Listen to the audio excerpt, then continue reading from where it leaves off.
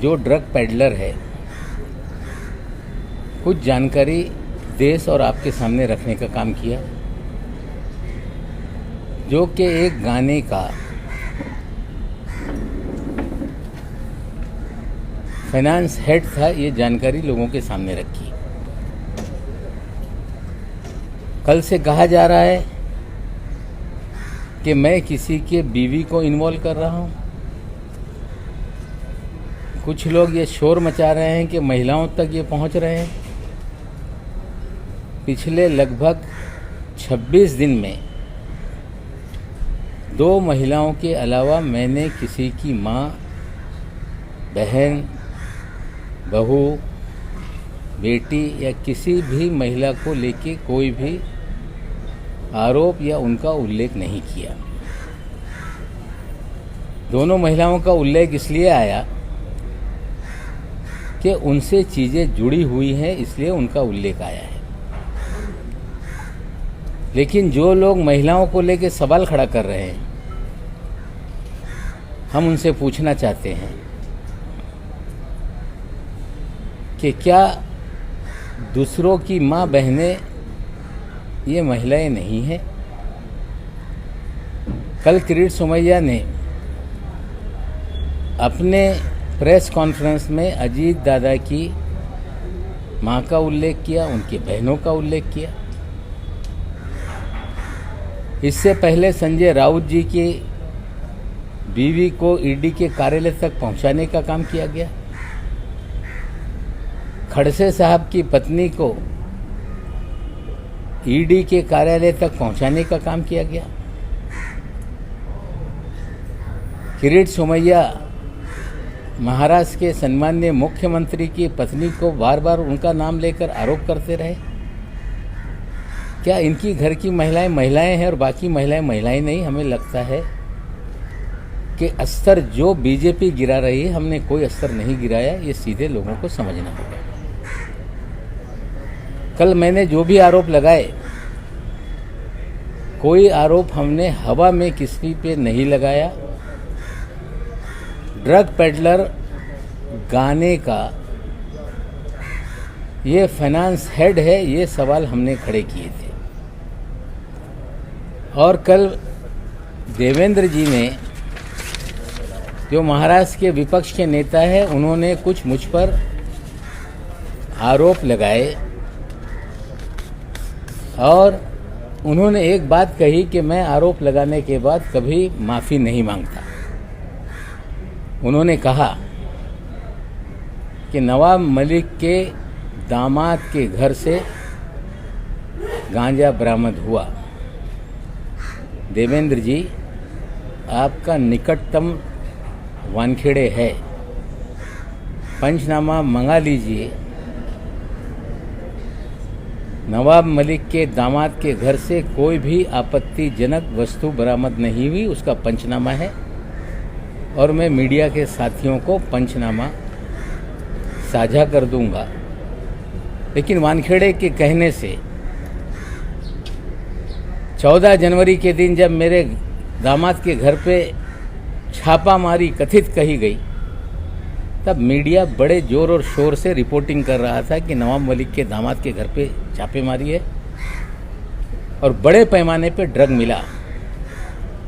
हमें लगता है मीडिया के साथियों को भी गुमराह किया गया और मैं पंचनामा दे देता हूं कि किसी भी प्रकार की रिकवरी हमारे दामाद के घर से नहीं हुई। क्या देवेंद्र जी आप माफ़ी मांगेंगे? देवेंद्र जी, आपने कहा कि चार्जशीट को कमज़ोर करने के लिए नवाब मलिक वानखेड़े पर हमला कर रहा है। आप वकील हैं, वकालत की सनद आपके पास है। आपकी जानकारी है कि नहीं मुझे पता नहीं। एनडीपीएस एक्ट में 6 महीने के भीतर चार्जशीट फाइल करनी होती है और सजलानी और समीर खान वाले मामले में ऑलरेडी चार्जशीट फाइल है। तो ये आपका आरोप कि मैं केस को कमज़ोर करने के लिए आरोप लगा रहा हूँ, क्या इसके लिए आप माफ़ी मांगेंगे? देवेंद्र जी, आपने कहा कि नवाब मलिक को इससे पहले मंत्री पद से इस्तीफा देना पड़ा। हाँ, मैंने इस्तीफा दिया था। उस पर सावंत कमीशन बैठा था, कमीशन की रिपोर्ट आई, विधानसभा में चर्चा हुई और उस विधानसभा की चर्चा में मैंने कहा कि एक बार नहीं 100 बार मैं इस्तीफा देने के लिए तैयार हूं, अगर जनता के हित में कोई इस्तीफा देना पड़े तो। मुझ पे आरोप लगाए गए कि माहिम स्थित जरीवाला चाल में भ्रष्टाचार हुआ है और कमीशन बैठाया गया, लोक आयुक्त की जांच बैठाई गई। मुझ पे आरोप ये लगाया गया कि नवाब मलिक ने कोर्ट के ऑर्डर को डिफाई किया है, कंटेम किया है, कोर्ट के आदेश का अवहेलना की है। कोई पैसे खाने का या कोई करप्शन के चार्जेस नहीं थे, डिफाइंग ऑफ कोर्ट ऑर्डर के चार्जेस थे। जो लैंड एक्विजिशन हुआ था वो गलत तरीके से था, हमने स्टे दिया था और ये कहा जा रहा था कि हाई कोर्ट के आदेश का अवमान नवाब मलिक ने किया है। उसी कोर्ट के सामने मामला गया, कोर्ट ने उसका कॉन्ग्लिजेंस नहीं लिया। कंटेम्प्ट ऑफ कोर्ट उसी कोर्ट के सामने रखा जाता है या उससे ऊपर की कोर्ट में।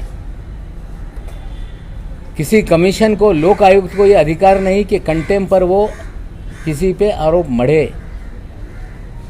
फिर भी हमने कमीशन को झेला, कमीशन के सामने चीज़ें रखी और उसमें आचरण को लेके हर दिन लोगों को मिलना, लोगों की बातें सुनना, लोगों के लिए काम करना, ये आचरण जो है ये करप्ट है, इस तरह के चार्जेस लगे। लेकिन डिफाइंग कोर्ट ऑर्डर का ही हम पे मामला उठाया गया। हमने इस्तीफा दिया, रिपोर्ट आई और 2008 में दोबारा मंत्री हम बने।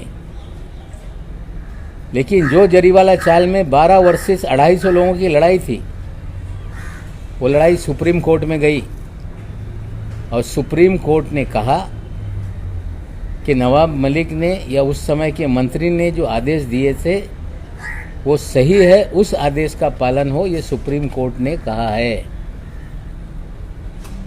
और कल देवेंद्र जी ने ये कहा कि मैं दिवाली के बाद बम फोड़ूंगा,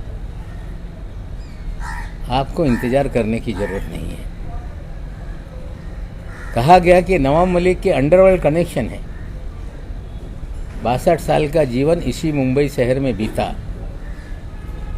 किसी माई के लाल में हिम्मत नहीं कि नवाब मलिक किसी अंडरवर्ल्ड से जुड़ा हुआ है, ये कभी उंगली भी उठाकर मेरे तरफ दिखा सके।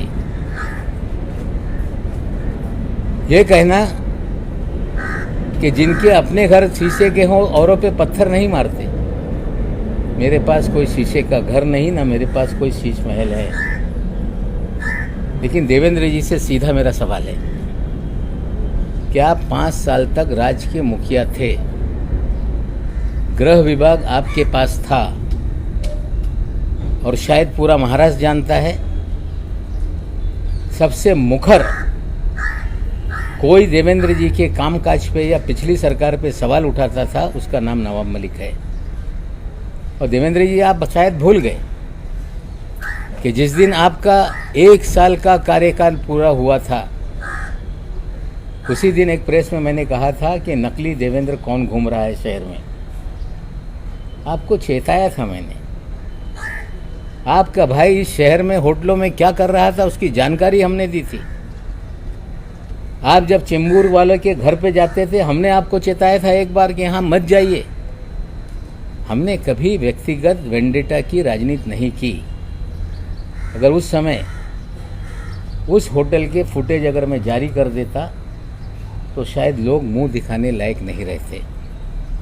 आप कह रहे हैं कि नवाब मलिक के अंडरवर्ल्ड के संबंध है। अगर इतने हमले करने के बाद भी आप खामोश रहे, हमें लगता है कि एक राज्य का मुखिया अगर उसको जानकारी मिले कि कोई व्यक्ति, नेता किसी अंडरवर्ल्ड से कनेक्टेड है तो उनकी जिम्मेदारी बनती थी कि उसी समय कार्रवाई करते और मुझ पे कार्रवाई करनी चाहिए थी। हमें लगता है कि जो सच्चाई सामने आ रही है उसको लेकर कोई हवा में तीर मार देने से मामला बंद हो जाएगा, ऐसा नहीं है। मैं देवेंद्र जी आपसे पूछना चाहता हूँ कि आपके कार्यकाल में इस शहर में मुख्यमंत्री को ब्रीफिंग होती है कि शहर में पॉलिटिकल लोग क्या कर रहे हैं, शहर में क्या क्या चल रहा है। मैं पूछना चाहता हूँ, फोर सीजन होटल में लगातार ड्रामा लेट्स प्रेडिक्ट मैक इस तरह की पार्टी का आयोजन होता रहा। उस पार्टी का आयोजक कौन है? वो पार्टी में एक एक टेबल की कीमत 15 लाख रुपए होती थी। रात भर जश्न चलता था। 15-15 करोड़ रुपए की पार्टी का आयोजक कौन था? क्या आपको जानकारी नहीं थी? और आपके रहते हुए पार्टी चल रही थी, सरकार बदलने के बाद पार्टी बंद हो गई। इस पे आज मैं सवाल खड़ा कर रहा हूं कि ये पार्टी का आयोजक कौन? क्या आपकी जानकारी नहीं थी कि 15 करोड़ रुपए की पार्टी चल रही है?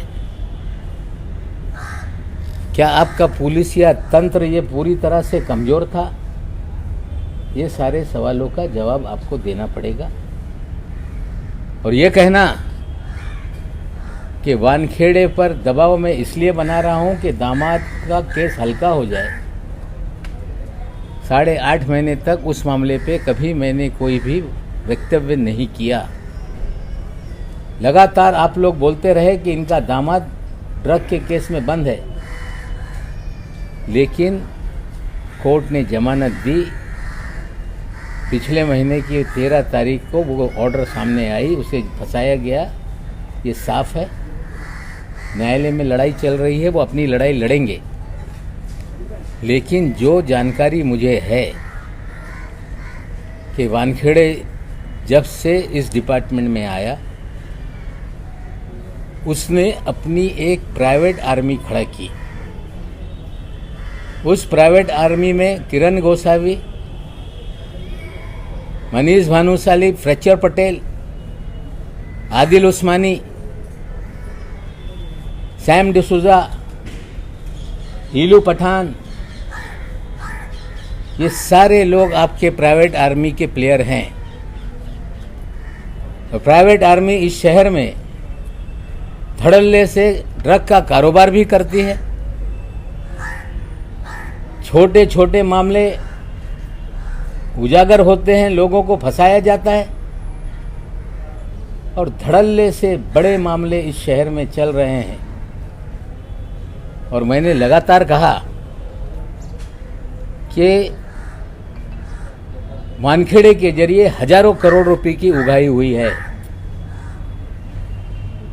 आर्यन खान के मामले में जो साली का बयान है कि 18 करोड़ की डील हुई थी, 8 करोड़ रुपया वानखेड़े के लिए मांगा गया था। सैम डिसूजा सामने आ गया है, वो कह रहा है कि इस तरह की डील थी। सैम डिसूजा भी इनके प्राइवेट आर्मी का ही प्लेयर है। इतने दिन से सैम डिसूजा का नाम चर्चा में है, वो कभी सामने नहीं आया। इसे भी सिखा के समझा कर भेजा गया, और वो कह रहा है कि एनसीबी के लोग उसमें नहीं थे। तो एनसीबी के कार्यालय में किरण गोसावी क्या कर रहा था? एनसीबी के डायरेक्टर के पीछे पोर्ट पे किरण गोसावी कैसे खड़ा था? कैसे 13 लोगों की तस्वीरें चिन्हित करने के लिए सभी को बांटी गई थी? किस तरह से डीजी एनसीबी कह रहे थे 3 तारीख की रात में कि देश के इतिहास में पहली बार मिड समंदर में एक कार्रवाई हुई है। दावा किया जा रहा था कि 15 दिन से प्लानिंग चल रही थी। पूरा फर्जीवाड़ा ये जो है ये वानखेड़े रच रहा था। हमने पहले दिन से गोसावी पे सवाल खड़े किए, भानुशाली पे सवाल खड़े किए, हमने फ्लेचर पटेल पे सवाल खड़ा किया, हमने 3 लोगों को क्यों छोड़ा ये सवाल खड़ा किया, लेकिन हर बार सत्यमेव जयते कर कर भागने लगे। ये फर्जीवाड़े का खेल ये छोटा मोटा नहीं। 15/2020 एक केस समीर वानखेड़े के आने के बाद एनसीबी ने दर्ज किया है। उसी केस में सारा अली खान को हाजिर कराया गया। उसी केस में श्रद्धा कपूर को बुलाया गया। उसी केस में दीपिका पादुकोण को बुलाया गया। सारी फिल्म इंडस्ट्री को 15/2020 की केस में बुलाया गया। आज तक ना वो केस बंद हो रहा है, ना चार्जशीट हो रही है। ऐसा क्या है कि 14 महीने तक कोई केस बंद ही नहीं होता है। इसी केस के तहत हजारों करोड़ रुपए वसूली गए और हमने कहा कि उगाही मालदीव में हुई है। 2 तस्वीरें हमने डाली, एक दुबई की, एक मालदीव की। ये कह के भाग जाना कि मैं दुबई कभी नहीं गया, बहन दुबई गई थी। आप मालदीव में थे। मालदीव का दौरा कोई आसान नहीं होता। इतने लोग जाएंगे तो 20-30 लाख रुपए का खर्चा। ये जांच करे एनसीबी की विजिलेंस टीम की, इसका खर्चा किस अकाउंट से किया गया। ज्ञानेश्वर जी टीवी पे आते हैं, बहुत सारे अधिकारी टीवी पे आते हैं। किसी भी अधिकारी का शर्ट 1500 रुपये से महंगा नहीं, लेकिन समीर वानखेड़े की शर्ट 70,000 रुपये की क्यों होती है। हर दिन नया कपड़ा पहन के क्यों आते हैं। मोदी साहब से भी आगे निकल गए। पतलून लाख रुपए की, पट्टा 2 लाख रुपए का, जूता 2.5 लाख रुपए का, घड़ी 50 लाख रुपए की, 25 लाख रुपए की, 30 लाख रुपए की। एक अपराइट अफसर, मैं सारी तस्वीरें आप लोगों को दे दूंगा। अगर जिस तरह के कपड़े इन तमाम दिनों में उन्होंने पहने, उसकी कीमत ही 5-10 करोड़ रुपए की है। क्या ईमानदार अफसर 10 करोड़ के कपड़े पहनता होगा? कोई शर्ट दोबारा हमने पहनते नहीं देखा। इससे बड़ा ईमानदार कोई हो नहीं सकता जो 2 लाख के हर दिन जूते पहने। इससे बड़ा ईमानदार कोई हो नहीं सकता जो लाख रुपए की पतलून पहने। इससे बड़ा ईमानदार कोई हो नहीं सकता जो 70,000 के शर्ट पहने। हमें लगता है ईमानदारी का पैमाना इतना बढ़िया है। ऐसे ही सारे ईमानदार इस देश में हो जाए। हम कामना करते हैं कि ईमानदारों का जीवन शैली इसी तरह से बने। मैं फिर आज अपनी बात पे कायम हूँ कि समीर वानखेड़े ने हजारों करोड़ की वसूली की है, फर्जीवाड़ा किया है। जांच होनी चाहिए। कड़ियां जुड़ रही हैं, उगाही का मामला चल रहा है। ये कहा जा रहा है कि बोलने से रोका जाए। सवाल उठाए जा रहे हैं कि नवाब मलिक बोल रहा है। मैं आप लोग को बता दूं, जस्टिस दीपक गुप्ता जी ने अपने भाषण में कहा एक सेमिनार में कि right to dissent, right to criticise, ये फंडामेंटल राइट है। अगर क्रिटिसाइज नहीं होगा, डिसेंट नहीं रहेगा, तो राज्य पुलिसिया स्टेट बन जाएगा। पुलिसिया स्टेट इन्होंने बनाया। 2 ग्राम 5 ग्राम के केसेस बनाए। 26 मामले हमने रखे हैं जिसमें अपने पास से रख कर लोगों को फ्रेम किया गया। एनसीबी का जो काम था कि आज तक कोई तुमने पकड़ा, तो कहां से ये आया, इस तक आप क्यों नहीं पहुंचे? आज तक क्यों नहीं आपने लोगों को, बड़े लोगों को पकड़ने का काम किया? आज साथियों मैं और एक जानकारी दे रहा हूं कि महाराष्ट्र के जेएनपीटी पोर्ट पर 3 कंटेनर 51 टन पॉप सीड, जो पोस्ता होता है, अफीम का बीज होता है, वो 15 दिनों से पोर्ट पर है। हम जवाब चाहते हैं डीआरआई से कि 15 दिन में आपने केस रजिस्टर क्यों नहीं किया, क्यों एनडीपीएस का मुकदमा दर्ज नहीं हुआ। भयंकर खेल इस देश में चल रहा है। चाहे मुंदड़ा पोर्ट पे ड्रग पकड़ी जाए, एनआईए के बाद जांच चली जाए, धंधे बस्ते में चली जाए। पिछले 10-12 दिन पहले एक केस आया था ड्रग का, वो भी 8 दिन के बाद उजागर हुआ। आज 51 टन पॉप सीड वहाँ पड़ी है, उसके लेकर कोई भी मुकदमा दर्ज नहीं हो रहा है, केस दर्ज नहीं हो रहा है। पूरा खेल ड्रग का कहीं ना कहीं राजनीतिक संरक्षण के बिना नहीं चलता और ये बहुत ही खतरनाक तरीके से देश को उलझाया जा रहा है। ड्रग पूरी तरह से ख़त्म हो, हम साथ में लोगों के हैं, लेकिन अगर राजनीतिक संरक्षण में ड्रग का धंधा चलेगा, जिनको ड्रग रोकने के लिए जिम्मेदारी दी जाएगी वही ड्रग का धंधा करवाएंगे, प्राइवेट आर्मी बना के उगाही करेंगे, ड्रग बेचने के लिए लोगों को खुला छोड़ेंगे, तो हमें लगता है लोगों को इसके लिए खड़ा होना पड़ेगा। दूसरी एक घटनाक्रम और हुआ है। अनिल देशमुख जी कल गए, जब सारे लीगल मीन्स जो भी थे उनके पास, उन्होंने आजमाया और स्वयं हाजिर हुए। उन्हें भी फंसाया गया, उन्हें भी जो आरोप लगाने वाला था परमवीर सिंह, वो फरार है, और जिस पे आरोप लगाया गया, जो जांच को सहयोग करने के लिए हाजिर किया गया, उन्हें गिरफ्तार किया गया। ये सारी कार्रवाई राजनीति से प्रेरित है, सरकार को बदनाम करने के लिए है, नेताओं को डराने के लिए है। हम ये साफ कह देते हैं कि फिर ट्वीट आ रहे हैं कि अगली बारी अनिल परब जी की है।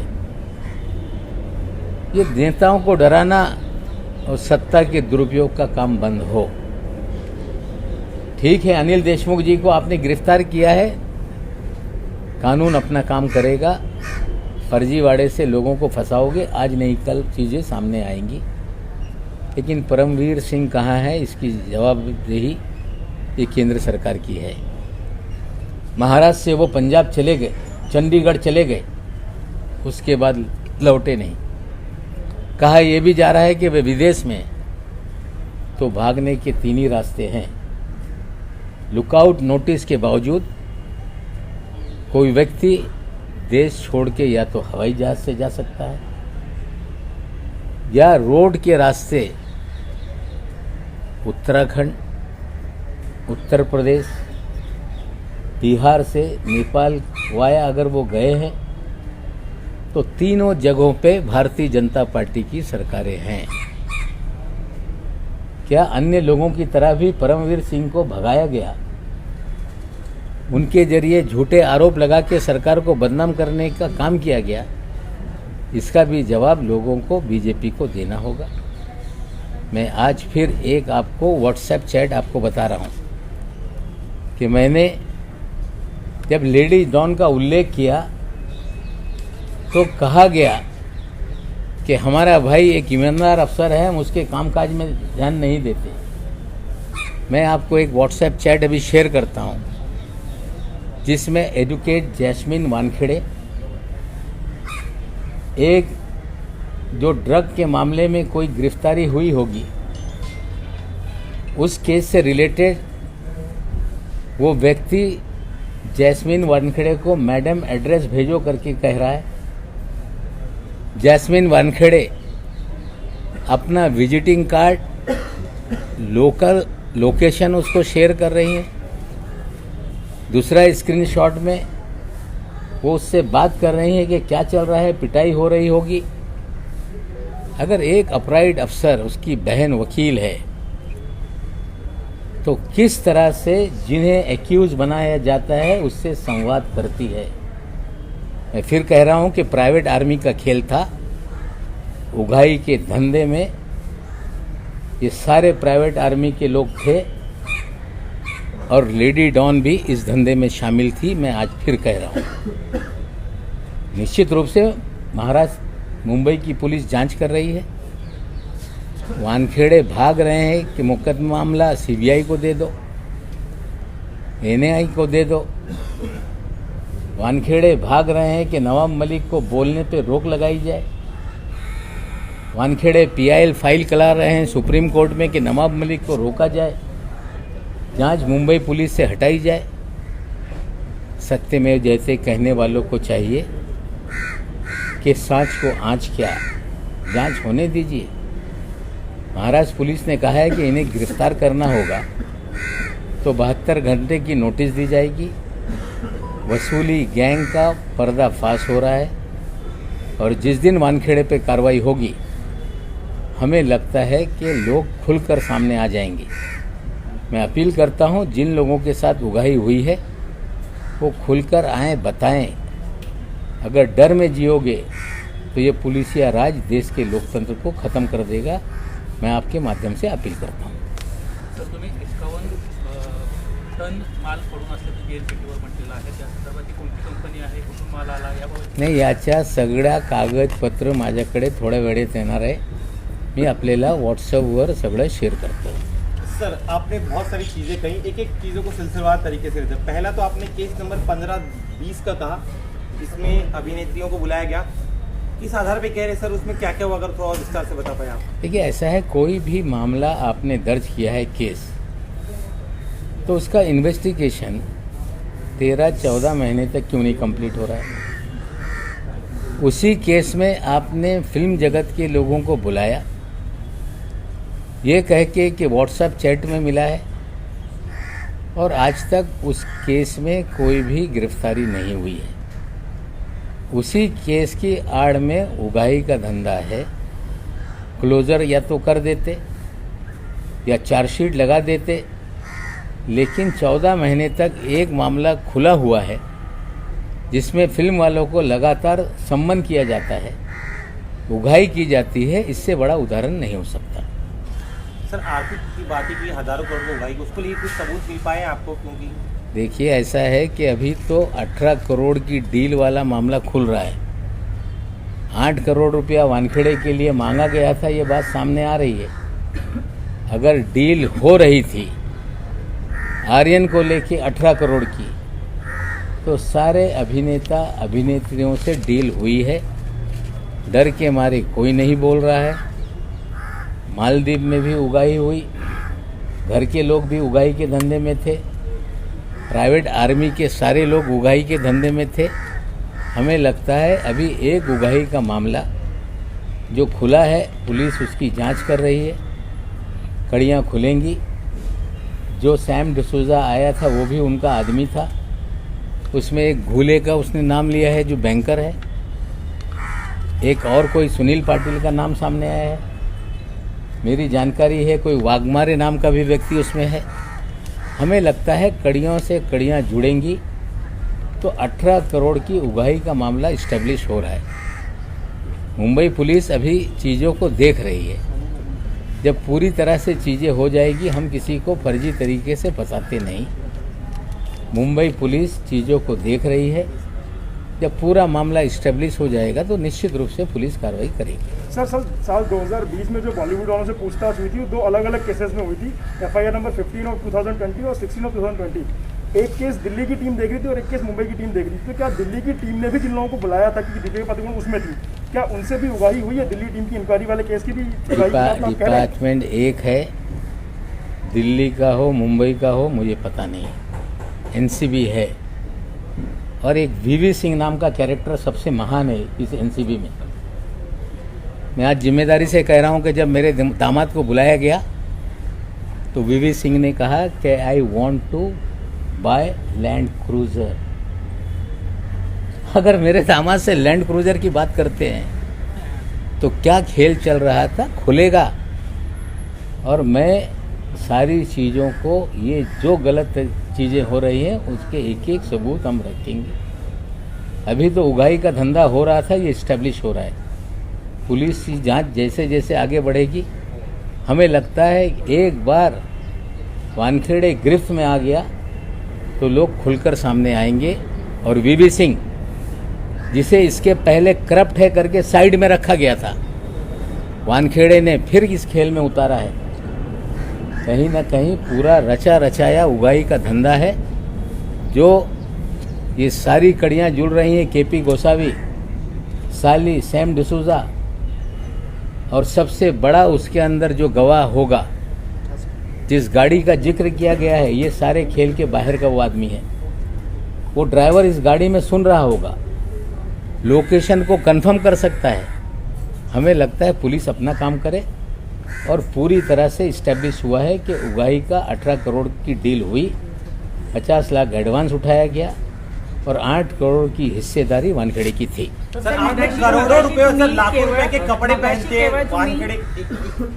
वानखेड़े लाखों रुपए के कपड़े पहनते, कभी कपड़े रिपीट नहीं करते, किस आधार पर ये कह रहे हैं सर? आप कुछ प्रूफ सबूत आप उनकी सारी तस्वीरें देख लें, जूते देख लें। लुई विटॉन का जूता 2-2 लाख रुपए का है, जूते बदलते रहते हैं।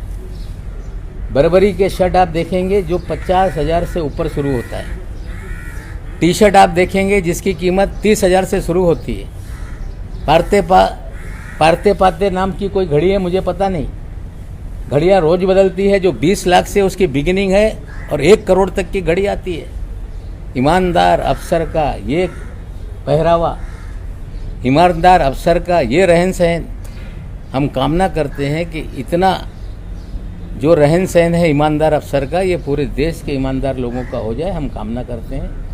ईमानदारी का पैमाना ये है, तो हमें लगता है कि ये कोई नया पैमाना इस देश में शुरू हुआ है, ये सवाल हम पूछते हैं। सर मगाशी सर तुम्ही समीर वानखेडे पर्यंतच होतात, आता तुम्ही एनसीबीच्या सगळ्याच लोकांना त्याच्यामध्ये तुमचं म्हणणं आहे का की आता एनसीबीचे सगळेच लोक याच्यामध्ये इन्व्हॉल्व आहे? कालपर्यंत तुम्ही केवळ समीर वानखेडे आणि त्यांची गँग असं तुम्ही म्हणत होतात, आज तुम्ही म्हणताय की एनसीबीचे इतर अधिकारी सुद्धा त्याच्यामध्ये? नाही, व्ही सिंग आहे एनसीबीमध्ये, व्ही सिंग आणि माने नावाचा त्यांचा ड्रायव्हर, हे प्रायव्हेट आर्मीसोबत हे 2 अधिकारी जास्त इन्व्हॉल्व आहे। मी आज पुन्हा हे दाव्याने सांगतोय।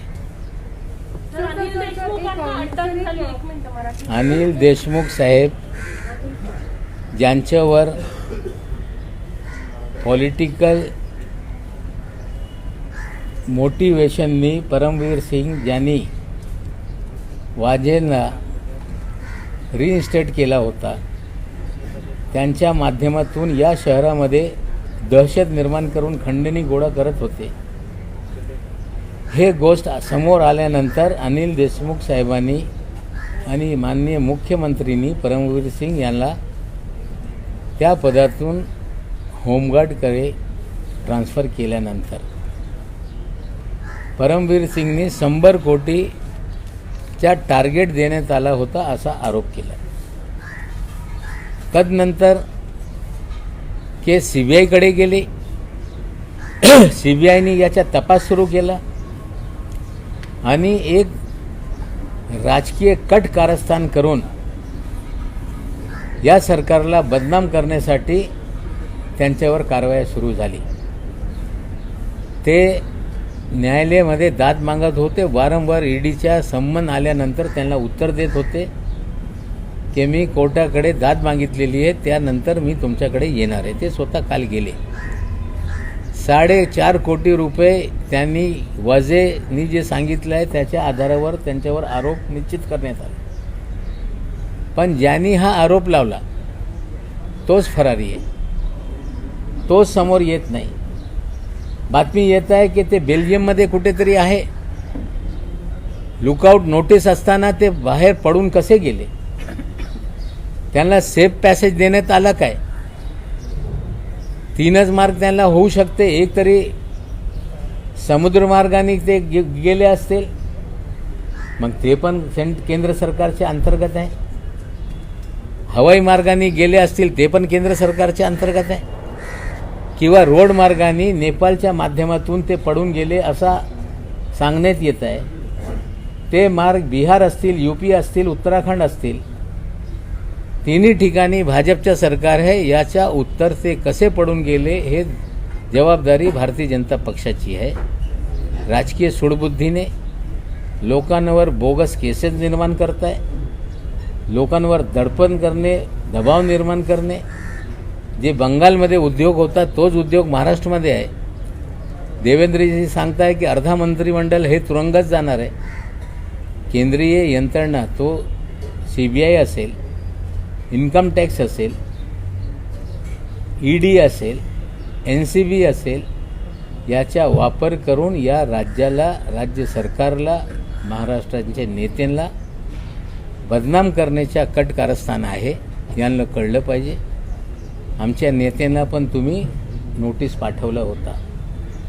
महाराष्ट्राची जनता पवार साहेबांना नोटीस आल्यानंतर निवडणुकीमध्ये त्याचं उत्तर लोकांनी दिलंच आहे आणि महाराष्ट्राची जनता उघड्या डोळ्यांनी बघते की भाजप या यंत्रणेचा वापर करून लोकांवर दबाव दडपण कसं निर्माण करते आणि निश्चित रूपाने याच्या उत्तर जनता देईल.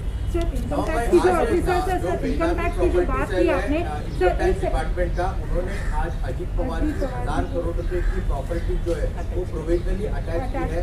इसमें गोवा का नहीं, देखिए ऐसा है, बेनामी होगी, कोई अगर है तो उनको अटैच करने का अधिकार है, लेकिन बेनामी का मतलब ये नहीं होता कि किसी के नाम से नहीं है. कोई ना कोई उसका मालिक होगा. आप ये कह दो कि ये संपत्ति इसकी है, ऐसे नहीं चलता. कोई कारोबारी है, उसकी संपत्ति है. कोई अजीत पवार के ड्राइवर की संपत्ति नहीं, कोई अजीत पवार के नौकर की संपत्ति नहीं.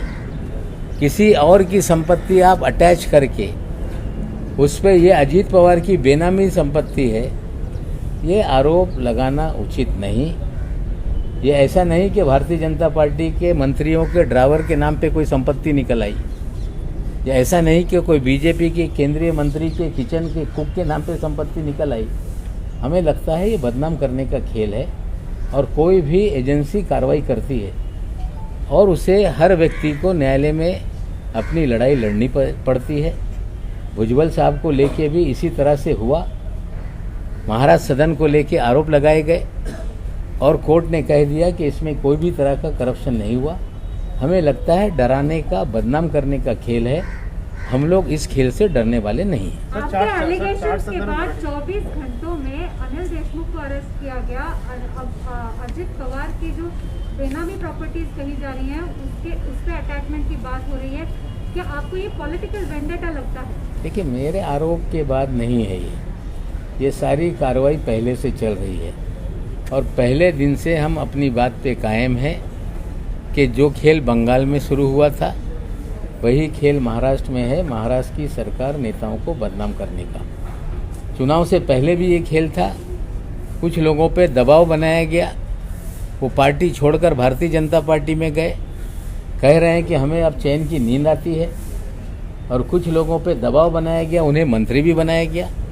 तो दल बदल कराना, सरकारें गिराना, ये राजनीतिक खेल सारी एजेंसियों के जरिए किया जाता है.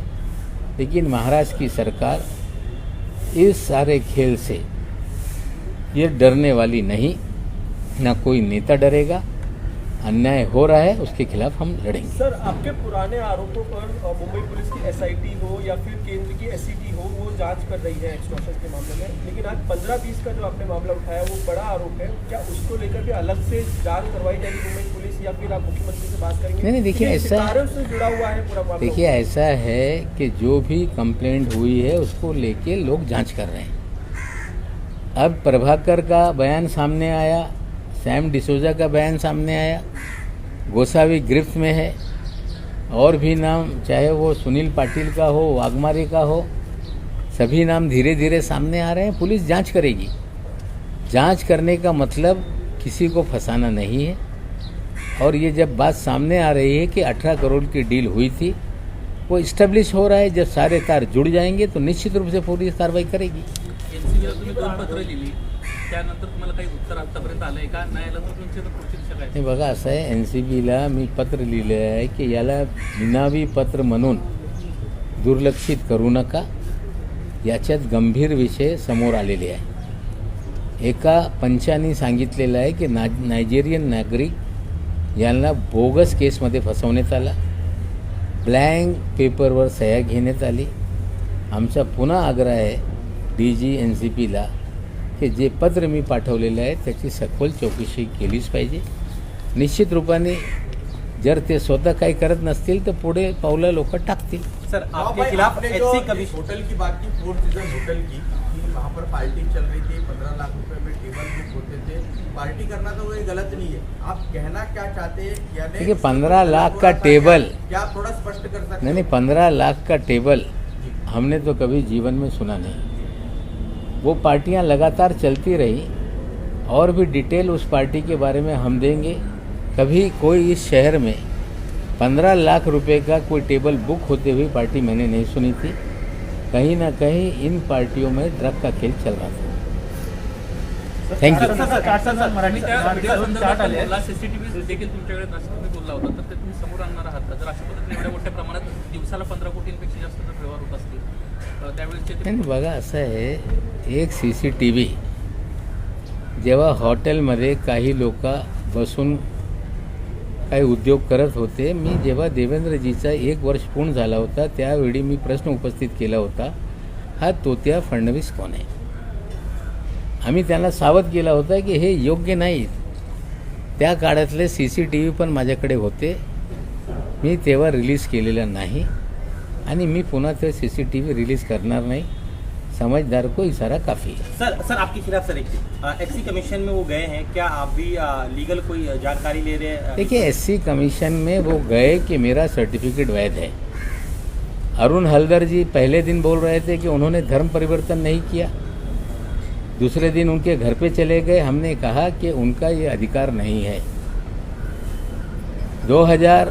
1994 में सुप्रीम कोर्ट का एक आदेश आया था, जब फर्जी सर्टिफिकेटों की बाढ़ आई थी तो हर ज़िले में स्क्रूटनी कमेटी का गठन हो और उसके तहत एक कौशी जुडिशियल अथॉरिटी निर्माण की गई और महाराष्ट्र में वो है. हलदर जी का वो जुरिडिक्शन नहीं था, वो सर्टिफिकेट को वैध डिक्लेयर कर रहे थे. वो भी जिस पे आरोप लग रहा था उसके घर जाके कल ये गए. वहाँ पे सापला जी पूर्व केंद्रीय मंत्री जो SC कमीशन के चेयरमैन हैं, उनको कागजात उन्होंने सौंपा है और उन्होंने स्पष्ट कर दिया कि मैं महाराष्ट्र की सरकार को भेजूंगा. सर्टिफिकेट फर्जी है या असली है इसकी जांच के लिए सुप्रीम कोर्ट के आदेश से स्क्रूटनी कमेटी का गठन होता है. महाराष्ट्र के हर ज़िले में उसका गठन है, वही उसकी कौशी जुडिशियल अथॉरिटी है. वहाँ पे मामला जाएगा और लोग ये प्रमाणित करेंगे कि ये फर्जी सर्टिफिकेट है. सर आपके खिलाफ बहुत डेफेमेशन के मामले सामने, तो क्या आप कोई कानूनी सलाह ले रहे हैं, वकीलों से मिल रहे हैं? देवेंद्र जी ने कहा है कि डिफेमेशन के ऊपर उनके ऊपर इतने मामले हो रहे हैं, मैं कैसे डालूं. डिफेमेशन करना लोगों का अधिकार है, डिफेंड करना ये मेरा अधिकार है. लोग पहले कह रहे थे कि 100 करोड़ रुपए का हम डिफेमेशन करेंगे. 2 लोगों ने, दरेकर ने और एक व्यक्ति ने दावा किया कि 100 करोड़ का डिफेमेशन होगा, लेकिन आज तक वो मुकदमा दर्ज नहीं हुआ क्योंकि 10 करोड़ रुपए भरने पड़ते हैं. हाँ, क्रिमिनल डिफेमेशन के मामले लोगों ने नोटिस भेजी है, मुझे किसी भी न्यायालय से किसी भी तरह का संबंध नहीं आया. भाई जब भी आरोप लगे हैं महाराष्ट्र गवर्नमेंट के किसी भी मंत्री पर, CBI ED ने इसकी जांच शुरू कर. अब कहा जा रहा है कि दिवाली के बाद बम फोड़ा जाए, तो क्या आपको चिंता हो रही है कि आपके खिलाफ भी जांच शुरू हो जाए? हम हैं तैयार, मैंने कल कहा है तैयार हम. अरे खाली ये तो ED CBI की धमकी तो कई दिनों से दी जा रही है. लेकिन एक गंभीर विषय फिर मैं बोल दूँ, कल जिस तरह से परवीन दरेकर जी ने और चंद्रकांत पाटिल जी ने कहा कि इसके अंजाम बुरे होंगे, अभी तक तो धमकियां राजस्थान से आ रही थी, अब सीधे महाराष्ट्र BJP के अध्यक्ष, विरोधी पक्ष नेता धमकी दे रहे हैं कि अंजाम बुरे नहीं होंगे. ठीक है, राजनीतिक लड़ाई के अंजाम बुरे होंगे, हमें कोई डर नहीं. कोई आप दुरुपयोग करके मुझे जेल में डाल दो, उसका मुझे डर नहीं. लेकिन मेरे भाई बहन, पोता पोती, नाती भतीजे, इन सभी लोगों के बारे में लोग जानकारी हासिल कर रहे हैं कि 4 साल का बच्चा कहाँ पढ़ता है. अगर ये परिवार के सदस्य को किसी भी तरह का नुकसान हुआ तो इसकी पूरी जिम्मेदारी चंद्रकांत पाटिल और दरेकर की होगी. Thank you.